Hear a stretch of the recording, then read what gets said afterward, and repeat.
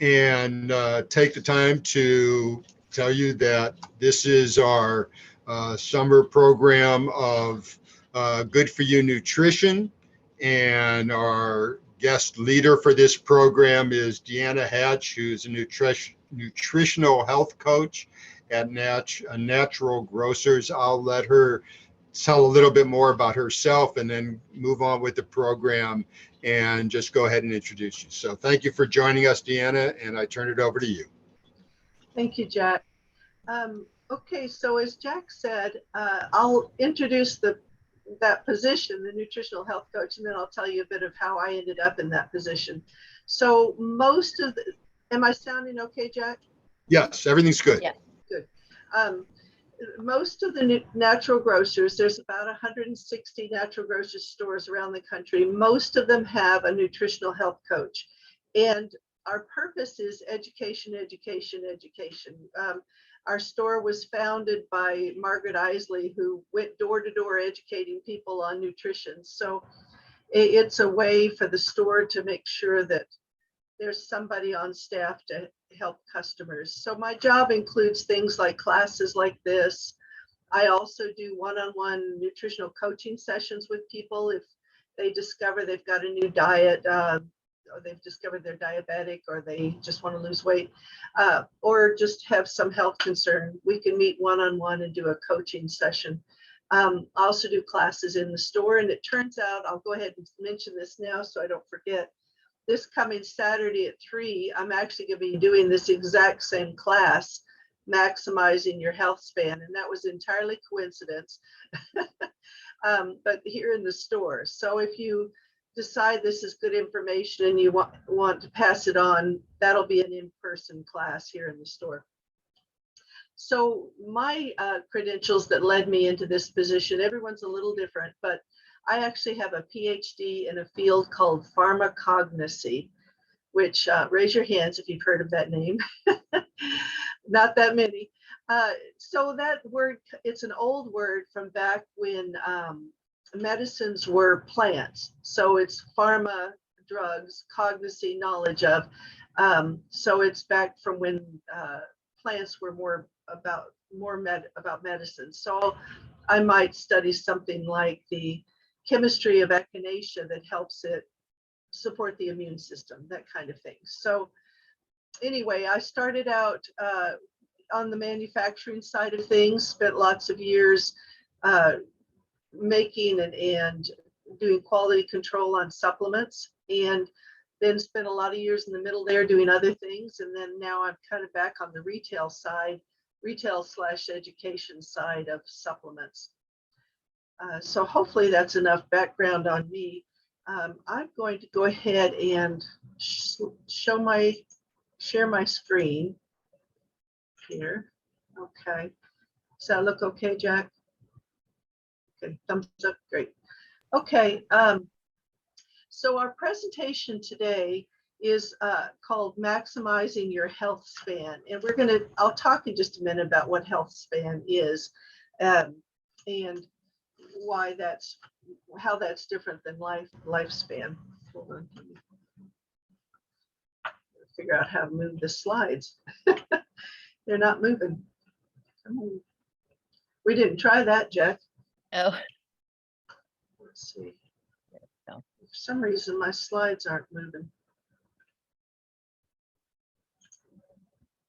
Oh, there that went. Okay, you guys see in the next slide, Jack? Okay. All right, so just a couple of disclaimers that we have to make at the beginning of every presentation. Because they were talking about supplements, we are not allowed to diagnose or prescribe or make any insinuation of a drug action with supplements. So just know that that's our purpose is education. The second thing is we like to remind people that supplements and foods can interact with pharmaceutical medications. If you have a concern, we often say talk to your pharmacist. Pharmacists in general tend to have more access to ways to determine those interactions than doctors do. Just a quick thoughts about natural grocers. I already sort of mentioned that education was a big part of how Natural Grocers was founded. We also work to have high standards. There's a lot of things we just don't have in the store. We have no artificial flavors or colors anywhere in the whole store. We work to control our prices. Some of the things that are really good prices are like our bulk items, nuts and beans, eggs, that kind of thing. We do work with communities, and this is a good example. And we also do a lot of training of our employees. I go through almost 4 hours of training a month in addition to continuing education. Okay, so to start talking about Healthspan. So you hear the term lifespan all the time, and that's, we kind of know what that means. So, you know, the average lifespan at this point is around 79 years. That there's some hint that that's actually becoming shorter again. You know, we kind of hit a max and it's kind of actually getting shorter because people are not quite as healthy as they were 10 years ago. But health span is about the time period in which we're healthy, as opposed to just the time period that we're alive. And there'll be a little better graphic of that on the next slide. But just to kind of start the conversation, for about 6 out of 10 of us will have some kind of a chronic disease as we get later in life. And about, excuse me, 4 out of 10 of those adults will actually have 2 chronic diseases, things like heart disease or diabetes or arthritis, things like that. So those kind of what we call chronic diseases reduce the quality of life to some degree, you know, depending on how severe they are for people. So these diseases listed here on this table, these are the top 10 diseases that people die from in America. And as you can see, the average age of occurrence of those diseases. So what they've done is they've kind of averaged those, and they've come up with a health span of about 63 years. So the average health span of Americans is 63, whereas the average lifespan is 79. So for a lot of Americans, there's a gap of about 13 years where we're dealing with these chronic diseases and not living our optimum life. So what we're going to talk about today is improving this health span, moving it more closer to the lifespan, lifestyle and food choices that are going to help us improve that health span. Does that make sense to everybody? Okay, and Jack, I cannot see the chat anymore. So if you want to let me know if there's something. Okay. I'll take care of that. No problem. Okay, thank you. Alrighty, so this is just a little bit different terminology. There's chronological age and biological age, and this is sort of just a different way of looking at what we've just been talking about. Chronological age is just the age at which we are. You know, I'm at this age, but my biological age is more about how I'm aging. You know, some of us age faster than others, depending on genetics and lifestyle and things like that, which is what we're going to be talking about here today. So one of the things that's interesting is we tend to think, you know, my grandmother, my mother died at a certain age, and therefore I have this genetic predisposition. But a lot of studies are showing that actually genetics only plays about a 25% role in our health span or our lifespan. And it's actually 75% is more things about diet, lifestyle, environment. And it just kind of happens that we develop habits from our family. You know, if my mother ate a lot of sugar, I'm likely to eat a lot of sugar. If my mom was sedentary or my dad was sedentary, I'll tend to be a little bit more sedentary. So there's genetic involvement, but there's also habits that we pick up from our family as well. So some of these lifestyle components that make a big difference, and these are part of what we're going to talk about today, is whether we're drinking or smoking to excess, sedentary behaviors. We talked about sitting around too much. So I've even heard it said that sitting is the new smoking. excessive screen time, social isolation. And one thing didn't see on this lifestyle list that to me is really a big factor, and it comes up later, but they forgot to list it here, is stress. Stress, stress, stress. You know, we live in a time that can potentially be really stressful for people, and I think that plays a big role. And I wish that that was bulleted on here as well. Diet, this is a no-brainer. You know, the more sugar, the more junk we eat, the more unhealthy food we eat. Obviously, that's hard on our body. Not to say you can't get away with a certain amount of some of these things. It's just the degree to which we eat them relative to the healthy foods. And environment, this is a little bit harder for us to control, but there are some things we can do about it. Toxins, you know, pesticides, pollution, excess blue or UV light.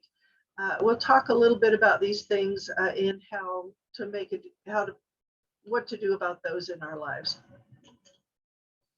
Okay, so accelerated aging. Aging is of course natural, and we're not going to avoid aging to some degree, but accelerated aging is the process where all these things that we just talked about, diet, lifestyle, stress, lack of sleep, you know, all these things can start making the normal aging processes happen faster and faster. So you've seen pictures of people that have been out in the sun every day for hours, and their skin is much more leathery and much more wrinkly. That's accelerated aging. They've you know, really hit their skin with lots of UV light and damaging rays of light. But so these are some of the signs of accelerated aging. So brain fog, forgetfulness, mood swings, depression, anxiety. Those are, to some degree, I mean, we all have those a little bit from time, at least I know I do. But I guess we're talking about having these things all the time. If somebody's struggling with these things all the time, it's potentially a sign of accelerated aging. Changes in metabolism, we all know it's harder to lose weight as we get older, you know, that kind of thing. I already kind of mentioned changes to our skin. Obviously, we're going to wrinkle a little bit as we age, but there are things we can do to manage all of this. GI issues become more common as we age. Achy joints, lack of mobility. Some of this is just simply lack of movement, and we'll be talking about exercise and movement in a minute. And sleep. I can't tell you how many people I talk to in the aisles that are struggling with sleep issues. You know, if I had you all in front of me, I'd have you raise your hand. Got sleep issues? You know, it's a kind of a chronic thing in our culture these days, I think. So let's talk a bit, don't worry, the chemistry part here is just a couple slides, and I like this stuff, I'm a chemist, but so bear with me if you don't. But there's a couple things that on the chemical or the biochemical level lead to this accelerated aging.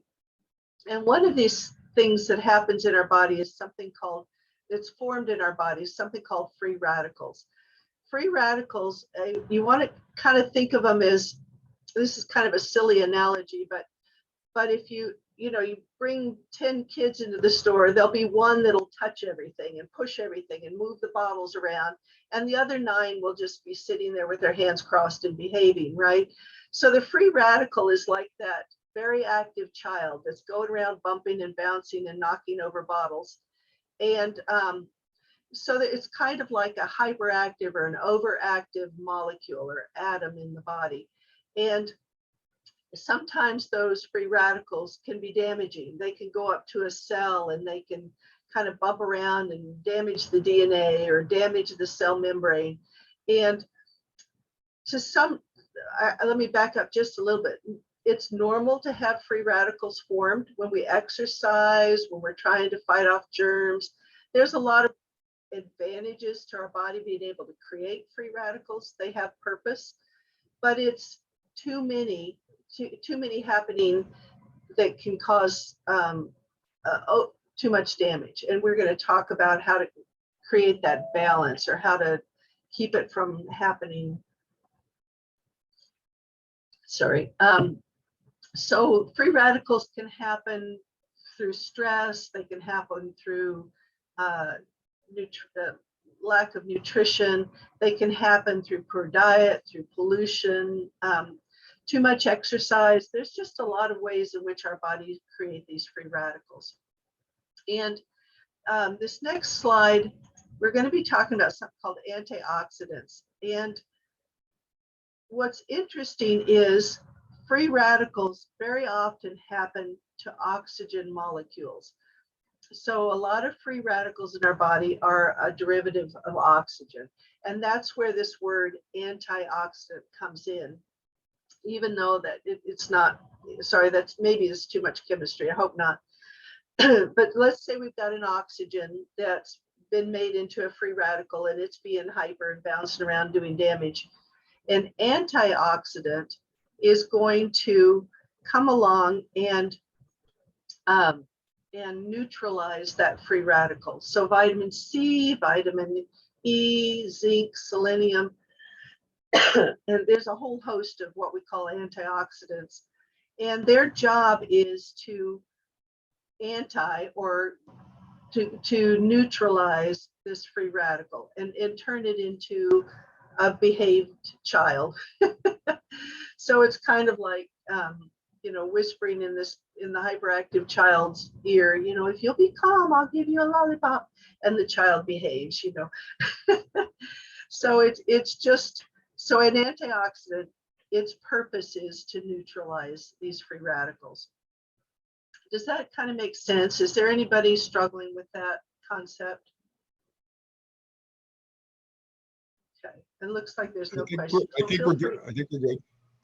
Jack, I'm sorry, what was that? I said, I think we're good. There's no questions, so. Okay, perfect. Okay, so accelerated aging can also, or has been linked to this thing called oxidative stress. So oxidative stress is simply an imbalance between antioxidants and free radicals. So the more things that we have going on in our body that create free radicals, whether it's infection or overexercising or poor diet or stress, any of the pollution, all those things creating free radicals, then the more antioxidants we need to keep this balance, right? So oxidative stress is part of the process of accelerated aging. You've got just too many free radicals bouncing around doing damage in the body. And there's been studies to show that oxidative stress is linked to a lot of these diseases we talked about earlier, the diabetes, the heart disease, the neurodegenerative diseases, kidney disease, cancer, a lot of things that we sort of talked about earlier have been linked to too much free radical damage and the body just not able to revitalize itself quick enough to compensate. So in partnership, accelerated aging is also linked to inflammation. Now, I think we talk more in our society about inflammation than we do this oxidative stress. So this is probably going to be a little bit more familiar language to you guys. Oxidation and inflammation kind of go hand in hand. They sort of create each other to some degree, but they're a little bit different chemical processes in the body. So inflammation, like free radicals, is normal. It's part of the process of helping heal the body. It's, if you cut yourself, you want those white blood cells to run to that cut and help heal it and cause warmth and send those little macrophages to eat the germs. You want some inflammation at times. So this acute inflammation, that's normal. You want some of that. What we don't want is this chronic inflammation that so many of us Americans deal with, where you just stay inflamed all the time. And that's where our body starts getting a little more stressed by inflammation. I'm just going to turn my pages, make sure I'm not missing any notes here. So chronic inflammation is when our body has it doesn't bring it back down to normal. And it too can accelerate aging, because inflammation is, it, it's going to also kind of irritate tissues over time and be difficult on the body. And I think a lot of us have experienced times of chronic inflammation where that shoulder just won't stop aching, you know, that kind of thing. All right, so chronic inflammation, there's a fun new term called inflammaging, in which they're just combining the two terms because that chronic inflammation can lead to early aging. And so here's just, this is going to look really familiar. This is going to look like what we've already been seeing. So chronic inflammation can be hard on the bones, hard on the memory, hard on the skin, the heart, the gut, metabolism. So that looks kind of familiar, doesn't it? We're kind of revisiting that same circle again. So our goal in talking about what to do about this stuff is to address oxidative stress and to address inflammation. So we're going to be talking about the things that help support healthy inflammation and healthy oxidative balance. So this is basically what I just said. So you've got this vicious cycle in which oxidative stress and chronic inflammation kind of feed back and forth, and they both accelerate aging. Okay, so here's your recipe for maximizing your health span. And I think in talking to Jack, it sounds like a lot of you are already kind of doing this. So hopefully none of it, you'll pick up a little bit of a tidbit. I hope this isn't all just redundant things that you already know, but you want to optimize your nutrition through diet and supplements. And we'll talk about what that means in a minute. Balancing blood sugar. I hardly ever have a coaching session where I don't talk about balancing blood sugar. It's kind of fascinating how much of a role blood sugar plays in our life, in our health. Whether or not we're diabetic or know that we're pre-diabetic, it's just a pretty critical part of managing our health. Physical activity, I think most of us know that keeping active is important. Reducing toxins, spending time outdoors, mineral-based sunscreens. And the reason that they've specified mineral-based sunscreens is because some of the chemical sunscreens actually can be kind of hard on the body. They're actually hard on the planet too. Some of the chemical-based sunscreens get into the oceans, and they are part of what's killing the coral reefs. So we here at Natural Grocers only sell the zinc oxide based sunscreens because they're easier on your body chemistry and easier on the planet. Minimizing screen time, that's computers and phones and things like that, because the blue lights from the computers and the phones, actually I'm probably going into this too much because I'm going to have to go into it in another screen here, but managing stress and positive sleep habits. Sorry. Okay, so physical activity. I don't think there's anyone that doesn't believe me that physical activity helps with your health span. Helps with memory, helps with muscle and bone mass, helps deal with stress, and helps with healthy metabolism. One of the things I like about this slide is they talk about 4 different types of physical activity. There's aerobic, where you're getting your heart rate up, resistance and strength, you know, weights, or, you know, in my case, I've got goats, so I lift hay bales and that kind of thing. Balance and flexibility, all of those things are so I like that it mentions 4 different types of physical activity.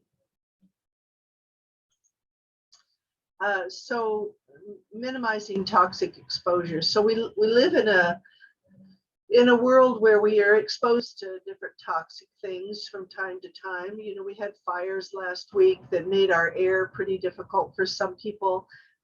Sometimes some things you just can't get away from. You know, we live in shared spaces. I have neighbors that use a lot of dryer sheets, so I get to smell that perfumey smell, which I don't particularly care for, but it's just part of having neighbors that do that. But one of the things, here's some of the things you can potentially control. Prioritize organic food where you can, where your budget allows.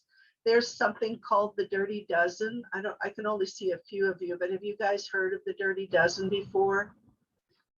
For those of you that have not heard of that, it's a list. Oh gosh, I can't remember the name of the organization that puts it out. But if you just Google Dirty Dozen, what it is the 12 most pesticide-ridden foods every year. And strawberries and green leafy vegetables, actually berries in general and green leafies, are almost always at the top of that Dirty Dozen list. So if you can't afford to eat 100% organic, then I suggest people prioritize and get berries and green leafy vegetables organic if you can. And then things with peels like oranges and bananas, those are moderately safe. You're peeling off a lot of the surface, so you're probably not getting nearly as many pesticides with those. So you kind of work within your budget to figure out what you can do with organic or non-organic. Body care products do matter. Things are absorbed through the skin, so it's nice to pick products that are fairly benign, that don't have a lot of chemicals in it that are not good for the body. And you can find lists of those things as well. Cleaning products, it's nice to use things like vinegar. Works well for a lot of things, not everything, but vinegar is just kind of a nice basic. Baking soda can be used for a simple cleaning product. Anyway, just minimizing where you can, reducing plastic and storing glass if you can. Consume water that's been filtered or spring water, something where you're minimizing, hopefully minimizing chlorine and other contaminants in your water. Jack, I see you typing. Is there anything I need to know about?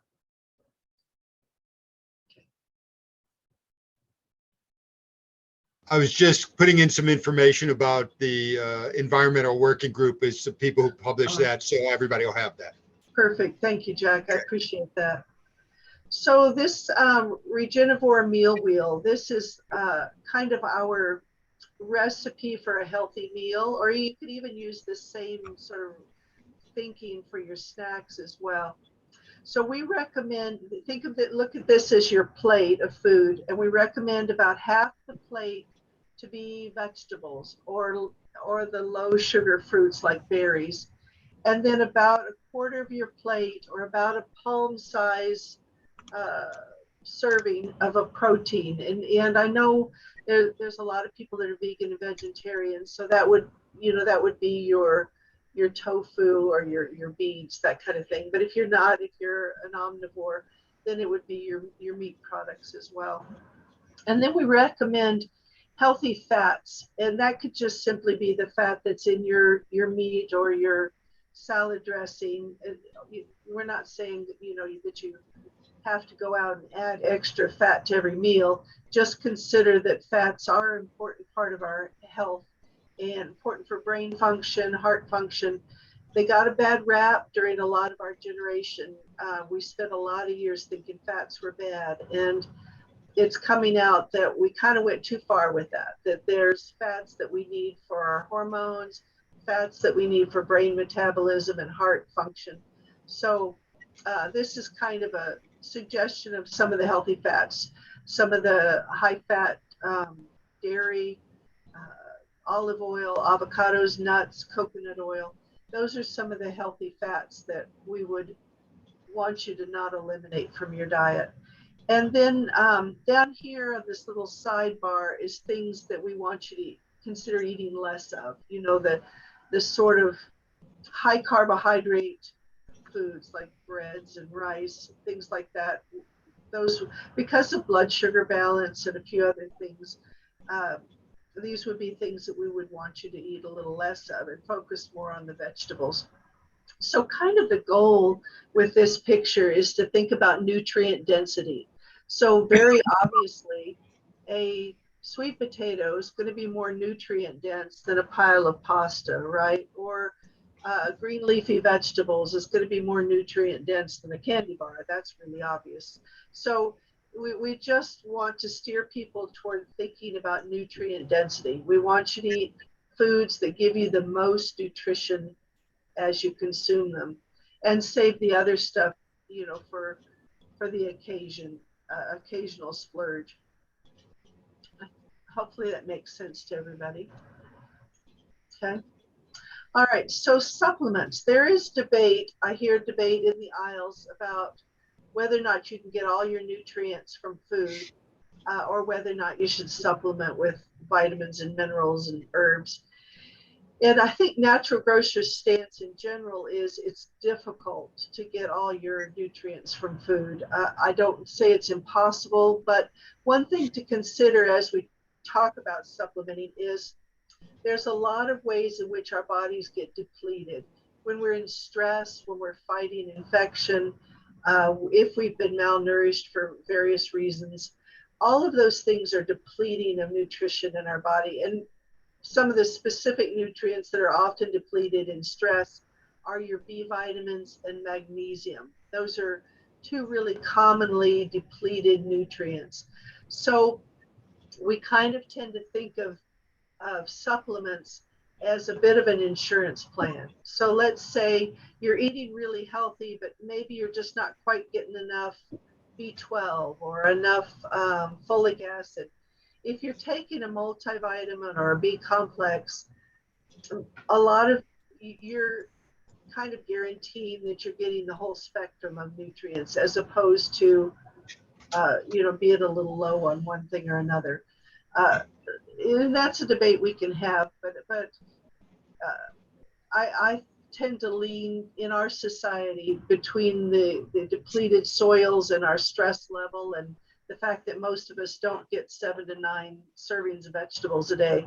I tend to lean toward suggesting people should have a multivitamin. And now multivitamins will have your B vitamins. They'll have your antioxidants that we talk about. But I still want you to eat as many fruits and vegetables as you can, of course. EPA, DHA, those are the fats that are in fish oil, or for the vegetarian vegans, the algae oils that we talk about when we talk about omega-3s. And I think a lot of people have heard people talk about omega-3s. They support healthy inflammation in the body. If you're eating the fatty fishes like salmon or sardines 2 or 3 times a week, you may be getting enough of these omega-3s. If you're not, and you feel like you could use some support for your inflammatory responses, then taking a fish oil or an algae oil might be a good choice for you. Magnesium is an interesting one. Multivitamins often do not contain much, if any, magnesium or calcium. Mostly it's because magnesium and calcium take up a lot of room in a capsule. You have to take 2 or 3 capsules to get a daily requirement of magnesium. And a lot of multivitamins are aiming for that 1 a day. So there's often not a lot of magnesium in a multivitamin. And a lot of people don't realize that. So magnesium is a mineral, and studies have shown that, about 50, depending on the study you look at, 50 to 70% of us do not get enough magnesium. And magnesium is really very ubiquitous in the body. They've discovered about 700 different enzymes in the body that have magnesium as what they call a cofactor. It's a part of the chemistry that makes that enzyme work. So without enough magnesium, there's all these processes in the body that aren't functioning as well as they should. And remember back, I said magnesium is one of the things that gets depleted during stress. So there's a lot of discussion these days about supplementing with magnesium to help manage stress, to help with restful sleep. One of the ways in which it's particularly noticeable difference is magnesium can be calming to the muscles. Epsom salts are a form of magnesium, and interestingly enough, Epsom salts and magnesium is absorbed through the skin. So an Epsom salt bath, a lot of people take that to calm their muscles. So taking an Epsom salt bath or taking magnesium internally, both have that benefit of supporting more relaxed muscles. And for those of us that struggle with leg cramps, potassium and magnesium are kind of two of the things to try if you're struggling with leg cramps for this reason, for the muscle relaxing benefits.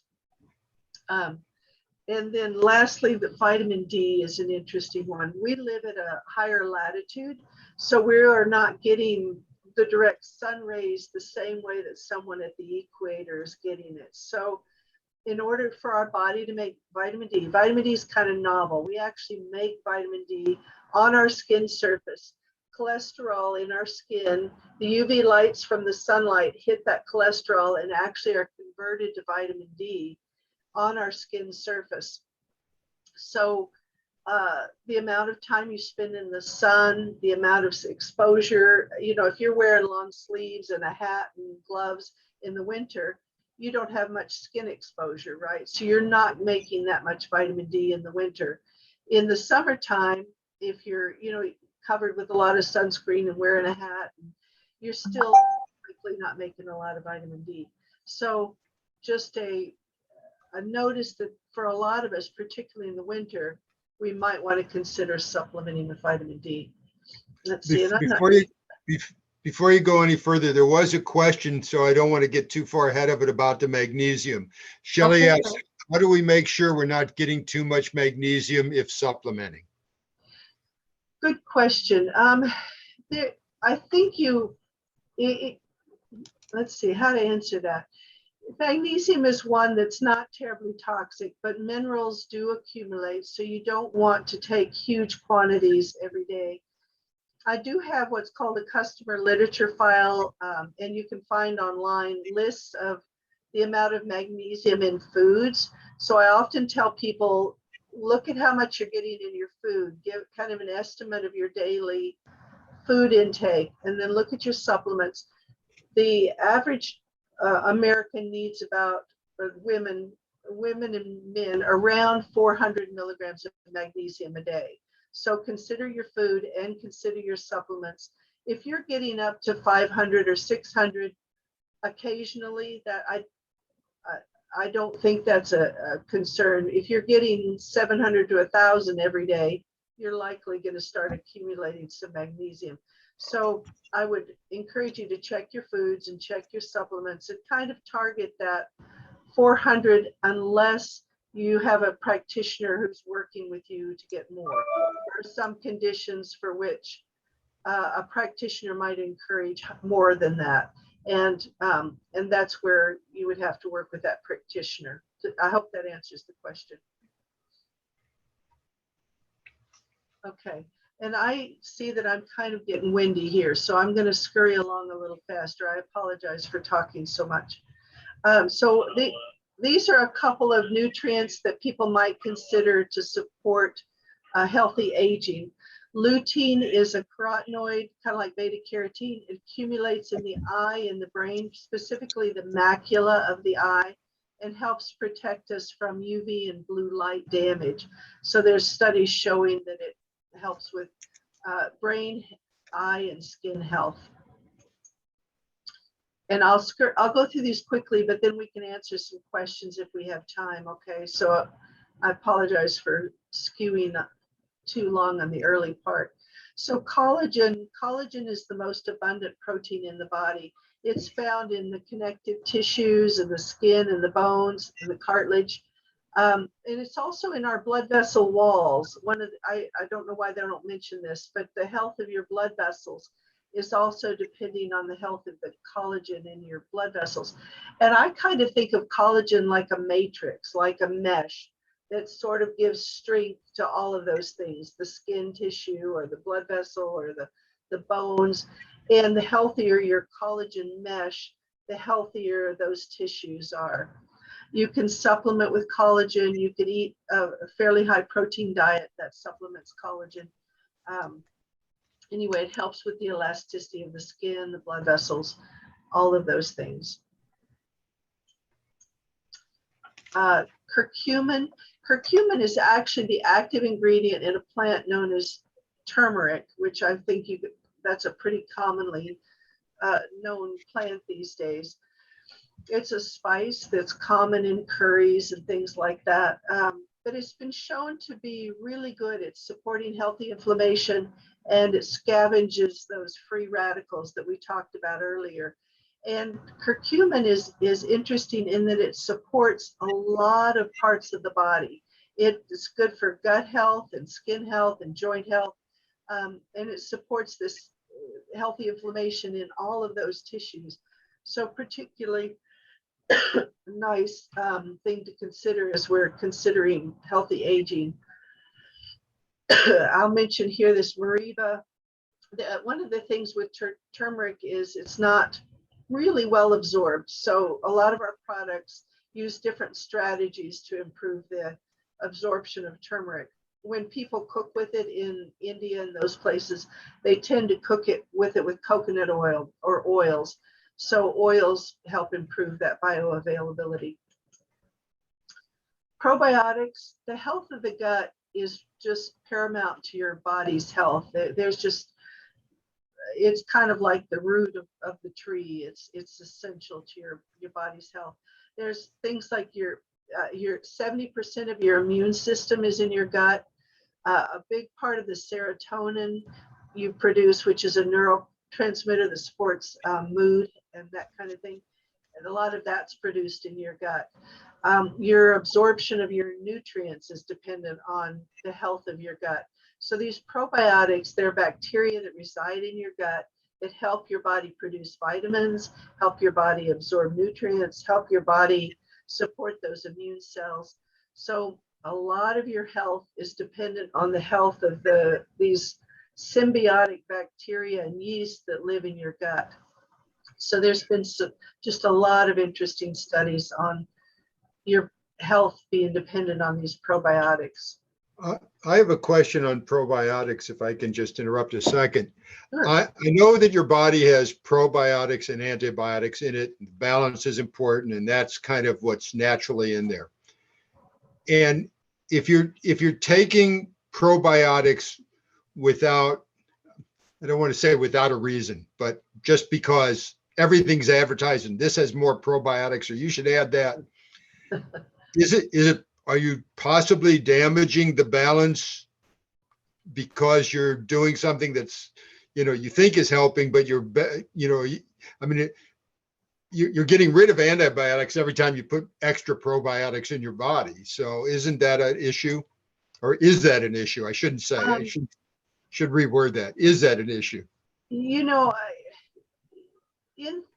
I guess in theory, you could throw off your critters if you took only, just tons and tons of Lactobacillus acidophilus, one critter, when you've got, let's say, 100,000 different types. You could throw off your balance a little bit, but it doesn't seem to happen that often in practice. Okay. Your body seems to take what it needs for the most part. I often encourage people to take a variety, though.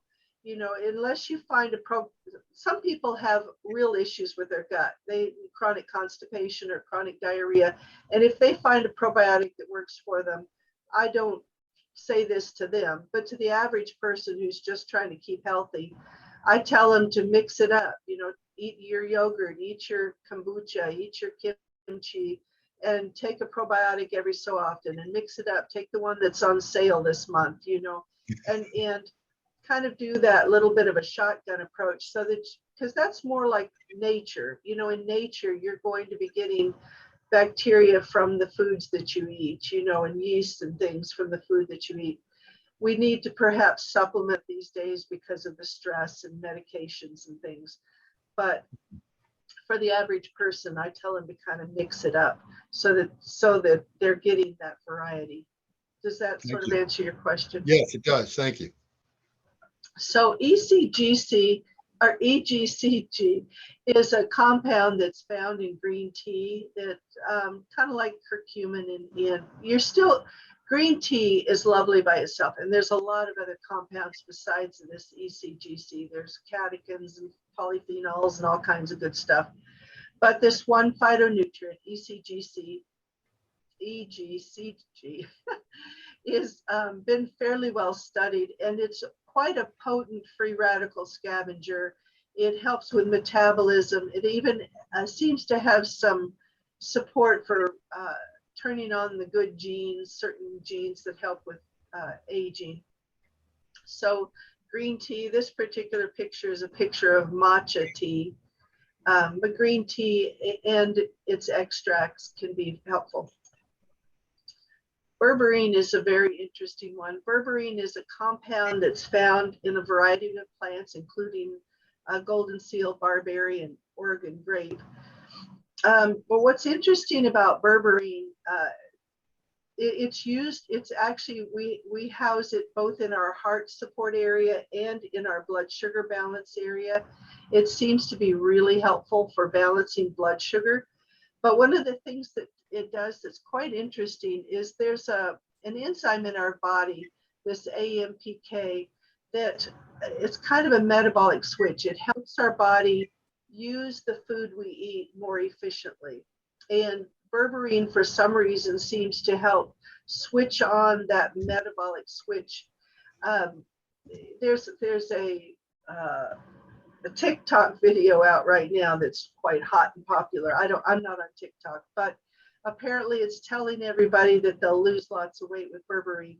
So I think berberine can help with weight loss. I consider it more important for blood sugar balance, which will help with weight loss. So it potentially can help with weight loss, but its function is more heart and blood sugar balance. Quercetin is another one that's quite popular and one of the ones that I take every day. Quercetin is a phytonutrient, meaning that it's found in plants, and it helps. It's, again, like all these others, a good free radical scavenger and modulates inflammation. I think most of these nutrients we're talking about do those two things. One of the things that's not listed here, but is also a very important aspect of quercetin, is it supports healthy histamine levels, particularly in times where the seasonal pollens are high. So quercetin does a lot of nifty things for the body, and we sell it both in our allergy section and over just in our vitamin section. Okay, broccoli extract. Interestingly enough, broccoli, the cruciferous vegetables in general, are really good at supporting healthy inflammation. And broccoli seed extracts are really rich in this precursor to something called sulforaphane. Sulforaphane in the body is very good at detoxifying, helping our body detoxify. And so we talked about toxins being one of the issues as we're accelerating aging. So the cruciferous vegetables are particularly nice for helping with this detoxification process. But most specifically, broccoli sprouts are really high in this precursor to sulforaphanes. So you may or may not have heard people talking about the importance of broccoli sprouts. I think there's just one or two more, guys, and then I'll answer questions. So resveratrol was discovered when they were trying to figure out why red wine was helpful for heart health. And so they discovered a variety of different compounds, but one of them is this resveratrol. And resveratrol is a particularly potent free radical scavenger.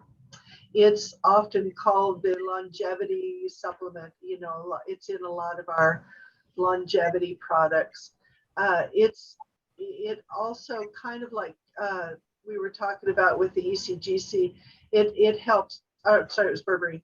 It helps activate certain genes that are helpful for long life. So it helps in lots of different ways here, as you can see. It helps cardiovascular health, cognition, bone health. And a lot of that goes back to what we were talking about earlier. If we were protecting our body from free radicals and inflammation, we're protecting our body from these aging processes. Okay, so this is just a summary sheet then real quick, kind of going back to what we said. If we nourish our body with healthy food and supplements, keep ourselves moving, and do our best to moderate our toxin exposure and to help our body detoxify as we are exposed, then we're going to help extend our health span. And one of the things we have at Natural Grocers, I don't know if you guys shop here or not, in the back, we've got this filing cabinet full of what we call customer literature files. And this is a list of some of the different things that different topics for which we have a customer literature file. So let's say you were particularly curious about collagen. I've got a customer literature file that's free. You can just come and either help yourself with the filing cabinet or ask one of us, and these things are available to you. Or you can bug Jack or I directly. Sorry, that was bad grammar, and I can email it to you. And I think I also grabbed a couple books real quick that I thought were interesting that we have in the store, but you can of course find them other places. They're at the library even. There's a book called Boundless, which is Upgrade Your Brain and Optimize Your Body, Defy Aging. It's quite a nice hefty book that's got some really good information in it. I've got one called The Inflammation Syndrome. This Jack Challam, he's written a number of books on balancing inflammation. This is actually another one by Jack Challam called Feed Your Genes Right. Anyway, yeah. So that one's a good one. And then this one is just more about beauty secrets, but it's also longevity associated with managing or beauty and longevity by managing your diet and exercise. Okay, scroll through the slides. It's never too late to work on your health. I believe that. My health has improved over the last few years. I had quite a sedentary job 4 or 5 years ago. I put on a lot of weight. Everything was starting to hurt. I still need to lose weight, but I've definitely noticed an improvement by a lot of these things that we've talked about. So I do coaching sessions. We mentioned that. I don't think this is actually my QR code. I think this just takes you to the online place where you can book coachings, or you can talk to me directly. Let's see. Okay, Jack, I didn't leave much time for questions, I'm afraid. That's quite right. I think there was a lot of good information there, but let's open it up. Does anyone have any questions in the chat, or if you'd like to unmute and ask anything specific, this would be the time. Or are we all so damn healthy? I will add, as some of you know, I really love cooking, and I will add to this, and it's available, I'm sure, whatever. I have, I don't know, 75 herbs and spices in my cabinet at any given time, and a lot of stuff just goes into food because it tastes better, or I try it. So there's turmeric, there's Berber spice, there's all these kinds of things. So, I'm not a pro or con supplements person. I take supplements. I take lutein and fish oil for my eyes. My ophthalmologist, 3 of them in my lifetime, have told me they're really great, and they've really helped I haven't kept me from having glasses. They've kept it from getting worse as I age. But I do push the cooking side of it and the food aspect, and a lot of it's like, there are stuff in spices, and that's one way to get a lot of these things. I also take a multivitamin. I'm not silly, but I'm just throwing that out for whatever it is. Okay, Uh, there is a comment. Sounds like it's time for me to retire if life expectancy is 77. I'm already 69, much stress, sedentary job, etc. Makes a person think. Well, you Depends know, on if they love their job or not. Yeah. Sounds like, I don't know if the stress is from life or from the job, but yeah, I will say I had a very stressful jobs most of my life, and I was in my 70s when I lost over 60 pounds oh, intentionally. And I've kept most of it off, and it really has helped. So it was really hard. There is this is like stopping smoking, and you're talking about a master smoker here. It was really hard. Very few people smoked as much as I did, oh but wow. but it's, you know, it's worthwhile, and it's not too late ever. So anyway, that's my pitch. Sorry, but any other questions for somebody who really knows what they're talking about? I think Deborah has been trying to pipe in here. Deborah, did you have a question? No, I did not. Oh, I did not. Okay. and I don't know this C. Wilkins. I'm not sure what that first name is, but I noticed she's saying that the job is stressful. Well, if your job is stressful and you're not quite ready to retire, I really would encourage you to consider taking extra B vitamins and magnesium. And and there are herbs that help the body adapt. There's a whole group of herbs called adaptogens that help the body adapt to stress while you're still going through the stress. So um, if you have to continue working, you might want to make sure you take care of your body. Well, I've been trying to, my name's Kathleen, by the way, and I've been Okay. trying to hold out till 70. But boy, I don't know. Every year it gets tougher and tougher. And I have issues with swollen legs from the sedentary, probably 12, 13 hours sitting in one Oh, spot. gosh. And so, Wow. it's difficult. It might be time to make some changes. So get my big 7 years left out there, make something good of those 7 years. Well, that's an average. Yeah, I know.